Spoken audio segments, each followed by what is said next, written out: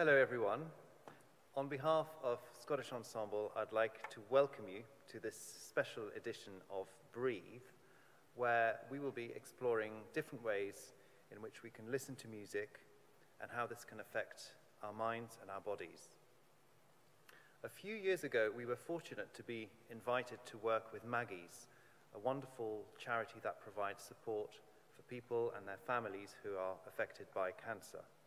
And some of our musicians went into Maggie Centres to share some live music with the visitors there.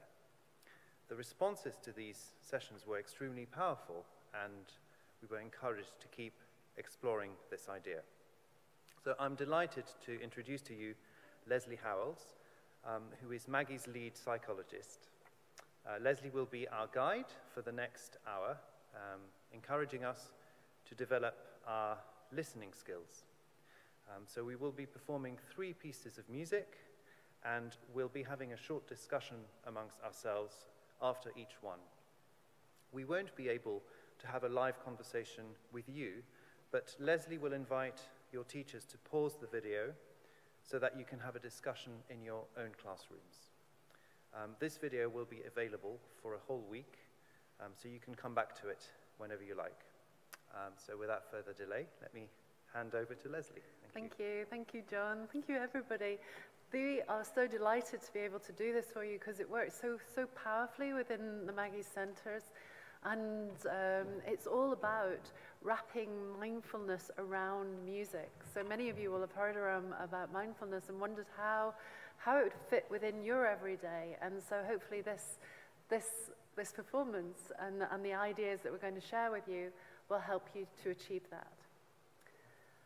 So importantly, and as we all know, we can't always choose what happens to us in life, but we can pause to choose how we wish to respond. But it sounds so simple. Just press the pause button, then calmly decide how to respond in a measured way to the problem, what to do, what to say, and how to say it. But we all know that pausing isn't that simple.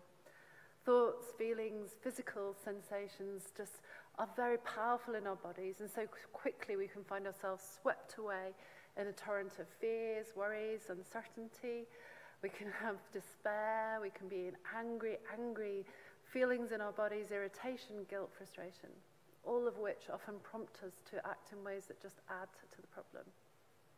But there are creative ways and imaginative ways of settling that busyness of our minds and that torrent, and to find clear place to choose how we want to respond to whatever life brings us. Now that can be in the everyday, in the moment by moment, or it can be when we're going through particularly difficult, stressful times.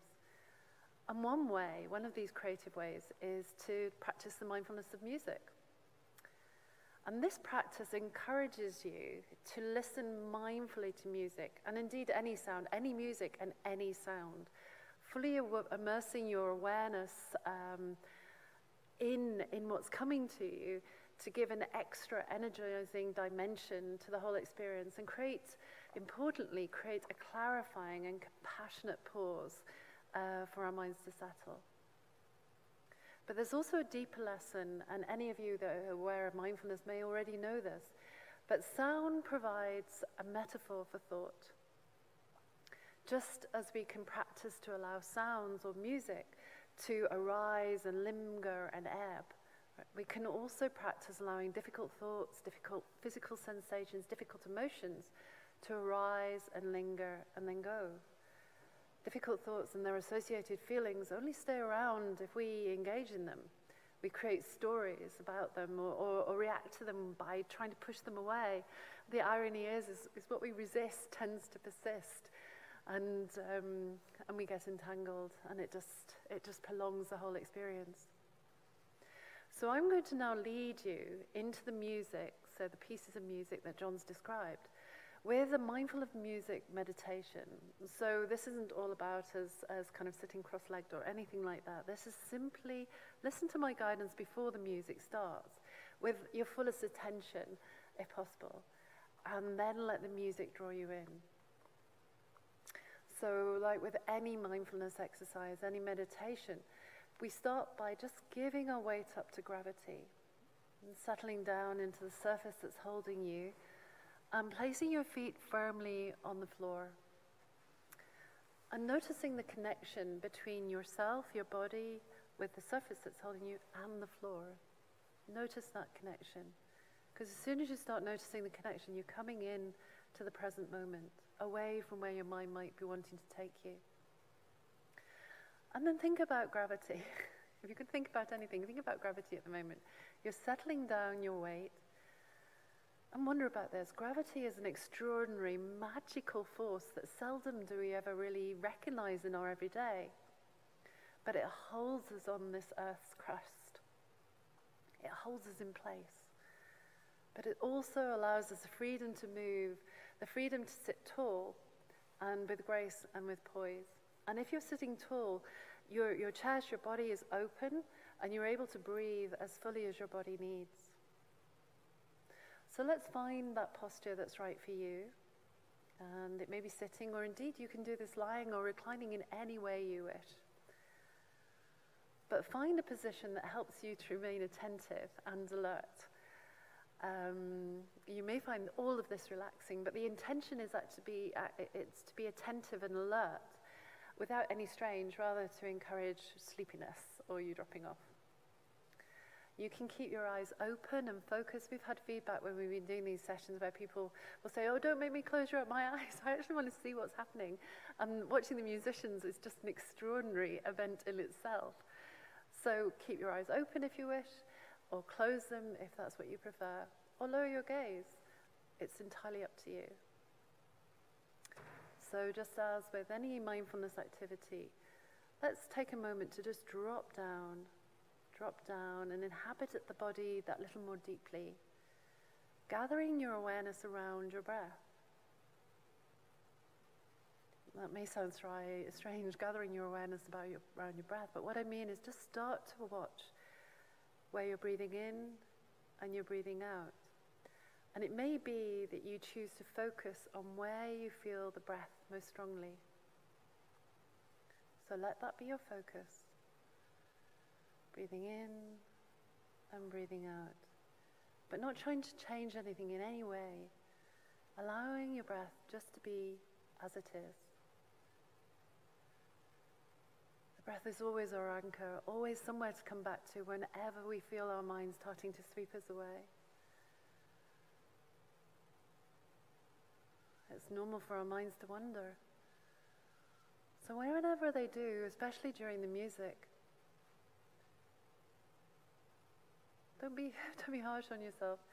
Kindly and patiently return your attention to the breath, to the music, to whatever's going on around you in that moment. You choose where you wish your attention to be, rather than where your mind wants to take you. So I'm now going to wrap the mindfulness around the music more deeply. So carry on listening, and we'll tell you when to start or when to do anything else. So it's a precious opportunity to give and to receive music.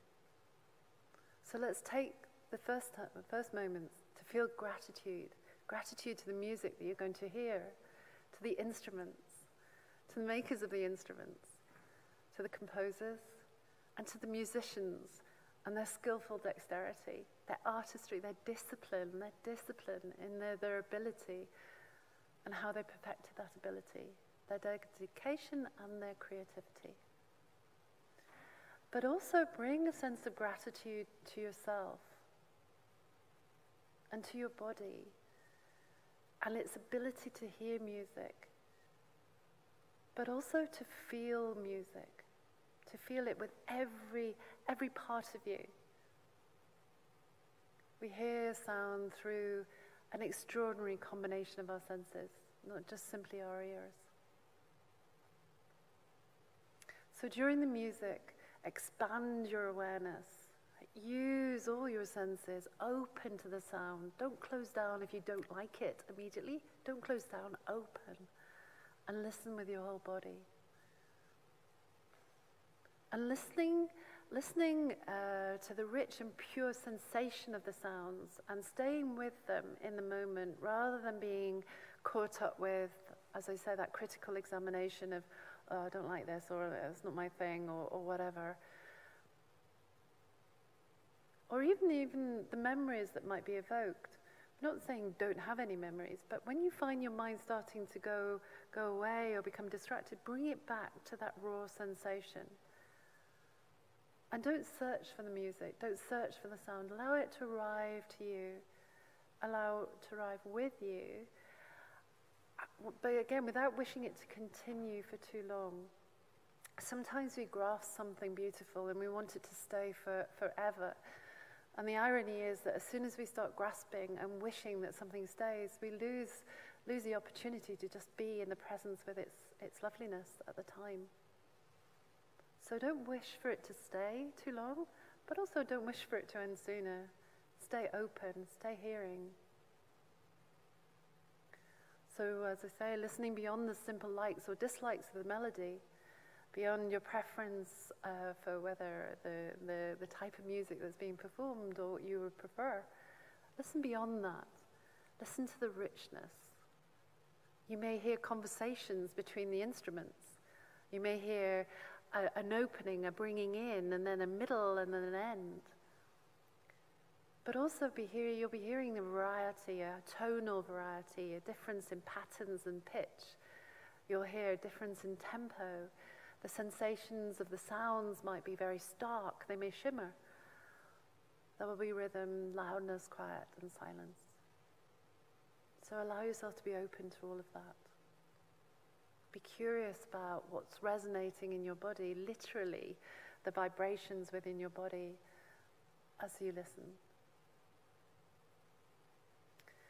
And listening to music may stir emotions or thoughts, and that's normal. That's what our minds do. Just gently note the thoughts or emotions, and then bring your mind back to where you wish it to be. So with the rich sounds, or if you wish, anchor yourself just for a little while with your breath. So let's go back to the breath, just as we come close to the music starting. And again, settling down, noting your posture, dropping down, being aware of the sensations of the breath in the body. Taking some moments to connect again. And then with your breath as your backdrop, let the music begin.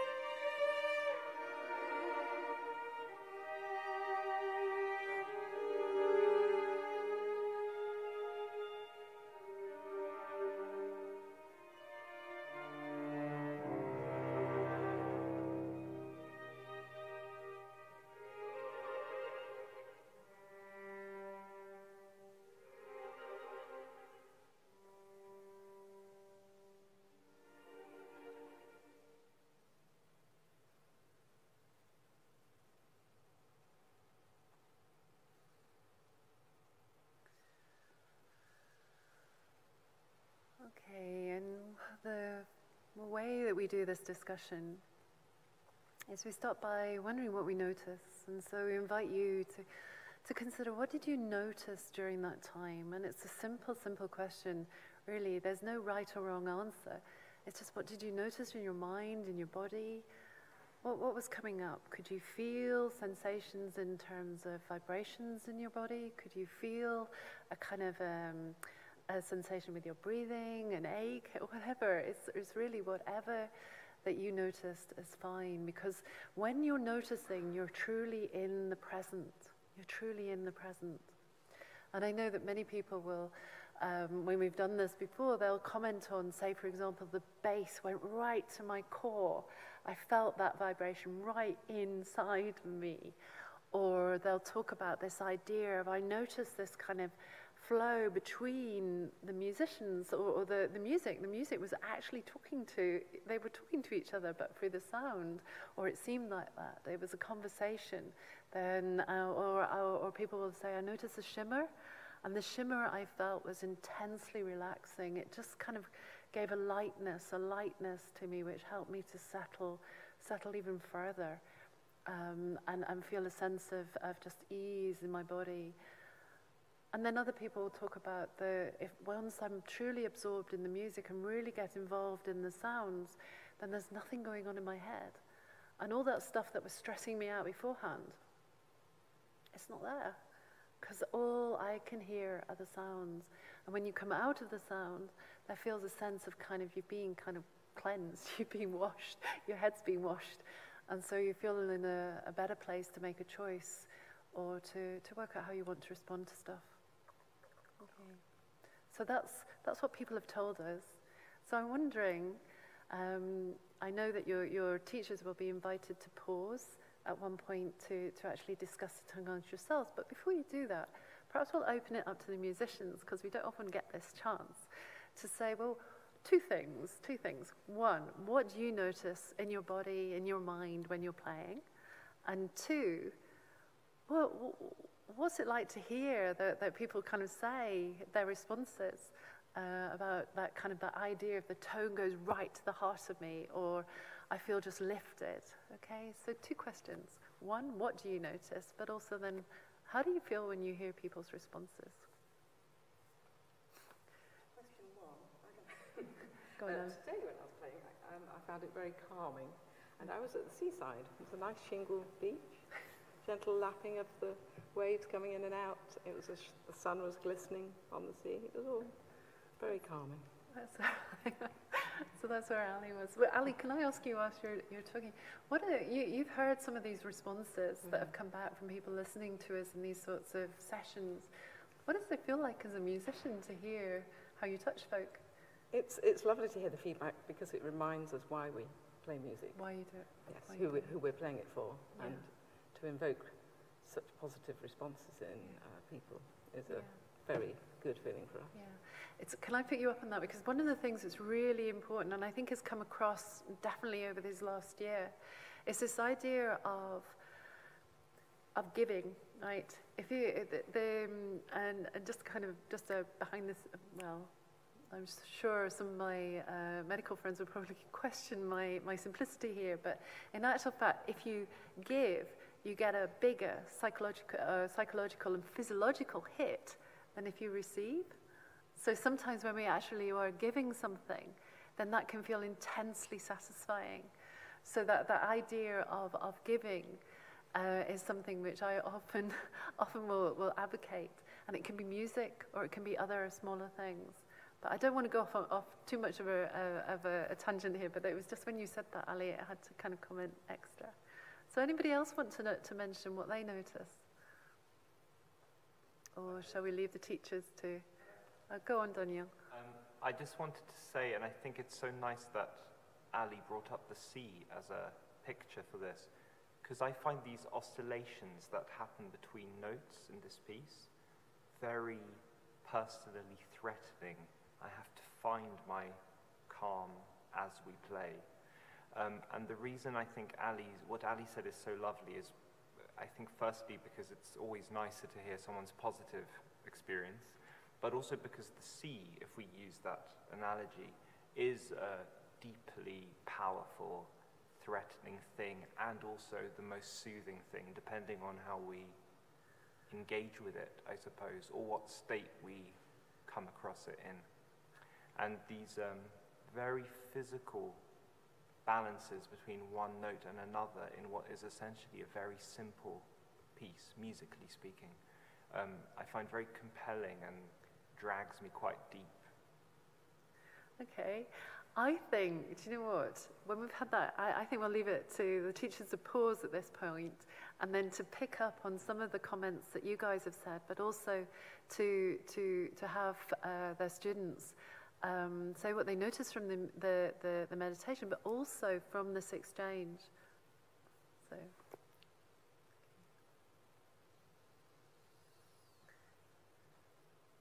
Okay, so we're now going to move into our second piece of meditative music.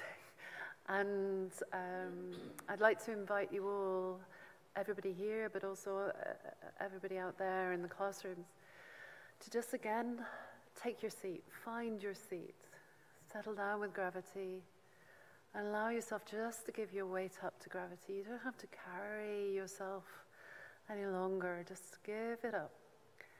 Feel a sense of connection with the floor. Drop down, inhabit your body that little more deeply, gathering awareness about the breath. And think about the gratitude, but also think about the idea of opening up to the music just as it is. And see what happens. So let's let the music begin.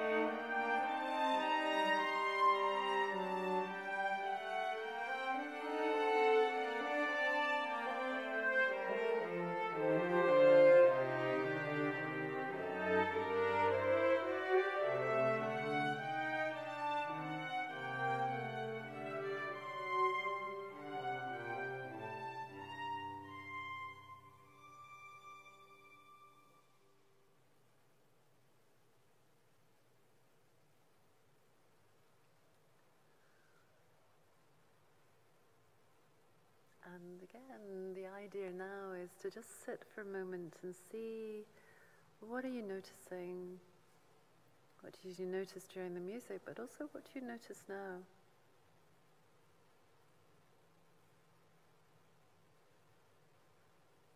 Maybe you're noticing that your body is just a little bit more settled than it was beforehand. Or maybe it's not. And you may be noticing all sorts of thoughts going through your mind. And that's normal. But the importance is that you can choose which thoughts you want to follow rather than them dictate. And one of the thoughts that I want to follow actually was something that I was noticing in the music and also has been commented on by others doing this exercise. Is a way that you can kind of get lulled into one way of being during this particular piece and then it changes. And you may have noticed it. So it's definitely something that I noticed. There was when Ali came in with the cello at one particular point, it was like, oh. And I suppose the where that fits within our everyday is the way that things do change. We have no control over a lot of what happens to us. And that important thing that I mentioned at the very beginning, but we do have a choice about how we respond to it. We do have a choice about how we respond to it. And if we are rigid, so like the music is taking us in one way and then it suddenly goes somewhere else, and we feel jarred by that, then that just adds to burden or extra stuff. Whereas if we can, with the music, kind of go with it and think, all right, we're moving this way now, that's fine, let's see what happens. If we can take that into our everyday, that's one way of actually just moving with what's going on around us rather than getting kind of stuck with how we wish it would be or getting caught in the struggle. So that's what I found in the music. I wonder what you guys did. But I also wonder what these guys, you do. So again, does what did you notice with this piece, or perhaps even commenting on what I've just said? Really, over to you. Oh, sorry, Andy, you go first. Well, I was going to say, I find this music very freeing to play.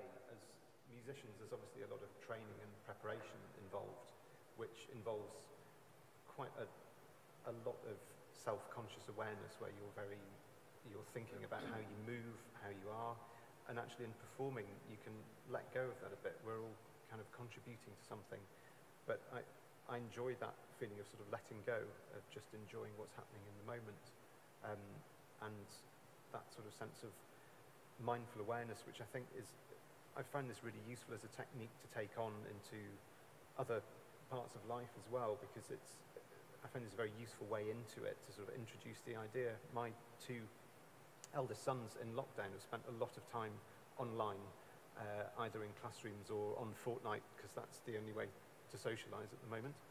And we found it really interesting now going in, and it's possible to take the techniques that Leslie's been talking about into everyday life.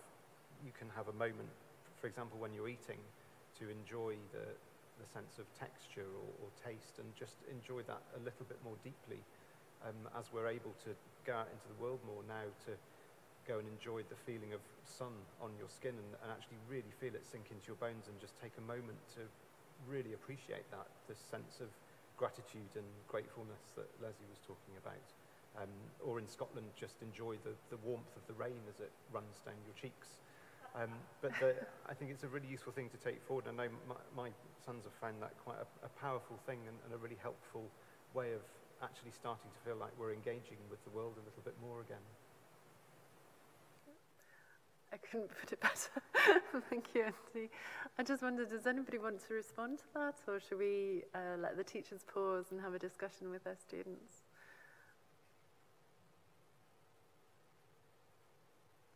No? Okay, so we invite you in your classrooms to pause and to pick up on the discussion that we've offered in here. It's about the music, but also what lessons it has for us in our everyday.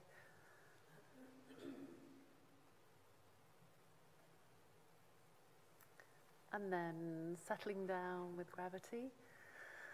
Allowing that gentle force to help us find our place on this earth, but also to sit tall. And be readying your body to really hear the music, as we said, not just listening with your ears, but listening with your whole body, and being curious about how that might happen.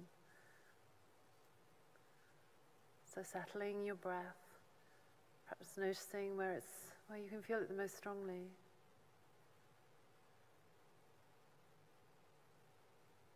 And now, with your breath as your backdrop, let the music begin.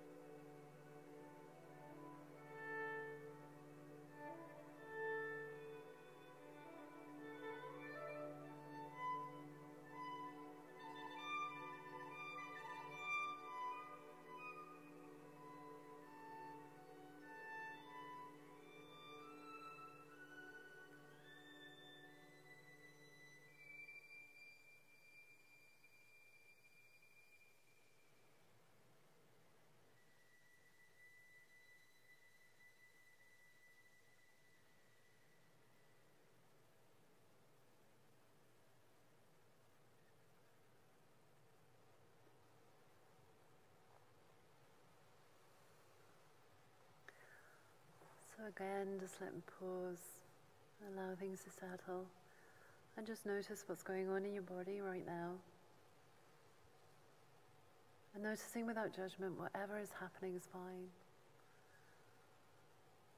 I know that what I'm noticing is this intriguing thing, and it's really, I mean, one, the sensation of just kind of elation, of joy, actually, in terms of just what I've experienced, but also, and I wonder whether this will happen for you, that and maybe not with this piece of music, but this is my piece of music, so I'll talk about it, and you can talk about yours. So, with this piece of music, I'm familiar with it, but don't let familiarity ever close you down. When you're listening to something, listen to it as if it's the first time ever, because you find so much more. And in this, I just set aside, oh yeah, that's Larkus only, and just kind of listened to the beauty, to the trills, to the to the opening, to the kind of the exuberance, but also to the raw sensations that were coming here. And when I say raw sensations, I'm not making it sound, I don't mean in a clumsy way. I mean really the richness that's there underneath when we look more closely underneath. So I invite you to do that, and whilst you're discussing and noticing. And I just wondered, people will talk about the idea that this, when we've done this before, that it just raises goosebumps, or immediately they're transported into a very vivid kind of scene in nature, where the skylarks are ascending. And it is interesting the way that our body is wired so that we can have something coming through our ears and listening so intently, and that we have goosebumps come up. Our bodies are magical things. Anyway, let me ask, before we allow you to just kind of carry on with your discussion, let me ask anybody else, does anybody want to comment on what you noticed? Or if you don't want to, that's fine, we can just leave it as it is. What you noticed, or anything that you want to build on in terms of what I've just said. So for me, there are moments in that piece where the music feels, for me, more settled and grounded, and then it feels very at ease. And then there are moments which feel very heightened, where Daniel's beautiful playing there, kind of as it escalates, and the feeling that almost there's this suspense, this sort of pedal note, and I can feel that very clearly in my my playing, but also just how I feel, that those moments of where it feels very easy, and then it feels kind of almost just that heightened sort of tension is the wrong word, but that feeling of concentration. And I think often when we play, there are something, for example, like this piece at the end, there's that sense of an audience, and musicians too, breathing out at the end of it, almost as if we've been holding our breath in that heightened awareness. Exactly, and can I just mention, kind of respond to that? Because it was interesting when you said tension, right? Because sometimes we think tension is a negative thing, right? But tension is just purely an alertness. It's we place the label on it. So what you were saying is this kind of lovely tension, this kind of this moment of a serene moment, a kind of you're caught in it. And that's tension, or it can be tension where it's kind of we bring in thoughts around it being difficult or fearful. And I'd like people to think around that one, just bringing from what you're saying there, Tristan, but also that idea of that all of you, the audience and yourselves, you've all gone on this journey through the music. And then it's as if you wake up and come back into reality. And that's well, I may be misinterpreting, but that's it's the idea, the very idea that kind of journey can be so cleansing, it can be settling, it can just kind of dump the junk that's going on in your head, and when you wake up to that reality, you're in a much better place to actually take on what's next. So, mindful of time, we're going to have to leave it with the teachers in their classrooms to discuss, to pause and discuss, and we'll have to move on to our taking leave. Right.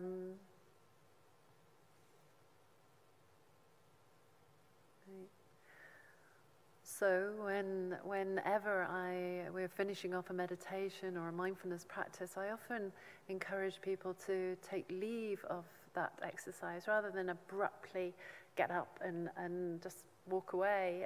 You wouldn't do that to a friend. So imagine that whenever you're leaving music, imagine that you're taking leave of a friend. You're marking that kind of separation, and you're saying adieu. Or bidding them farewell, and I hope that they will return. So I don't want to add too much to that, but it's that idea of don't just abruptly hear it and then go. Allow it to be with you.